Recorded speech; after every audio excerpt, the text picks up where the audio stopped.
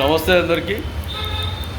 గత వారంలో వైఎస్ఆర్సీపీ భూమన కరుణాకరెడ్డి అతని అనుచరులు ఒక అబ్బాయిని నిర్బంధించి కొట్టడం జరిగింది. గత వారంలో నిన్న మాత్రం ఆ విషయాన్ని పోలీసులు గమనించారు. గమనించిన తర్వాత ఎవడైతే కొట్టినాడో వాడిని అరెస్ట్ చేశాము అని చెప్తున్నారు. మరి భూమన కరుణాకరెడ్డి వర్గీయులు కావచ్చు, ఇంకొకని వర్గీయులు కావచ్చు, ఎవడైనా కానీ, ఎమ్మెల్యే కానీ, ఎంపీ కానీ, ఇంకొకడు కానీ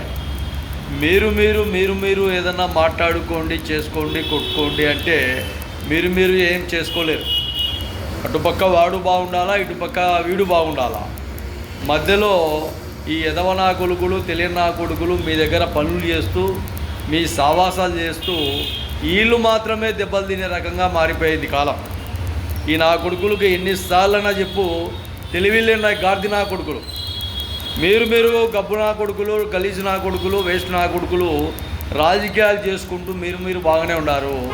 వీళ్ళేమో మీ దగ్గర తుత్తర నా కొడుకులు, తొత్తులుగా పనిచేసే నా కొడుకులు పాపం ఇబ్బందులకు గురైతేనే ఉన్నారు. ఎన్నిసార్లన్నా చెప్పు, అరే నా కొడుకల్లారా, వాళ్ళతో సావాసాలు వీళ్ళ సావాసాలు చేసి ఇబ్బందులు పడి దెబ్బలు తినాకండ్రా. నిన్న మీ అమ్మ ఎంత బాధపడుతుందో ఒకసారి ఆలోచన చేయండి. తల్లిదండ్రులకు ఎంత బాధ. కాబట్టి ఎక్కడైనా కానీ పార్టీ నాయకత్వం గమనించుకోండి, చూసుకోండి.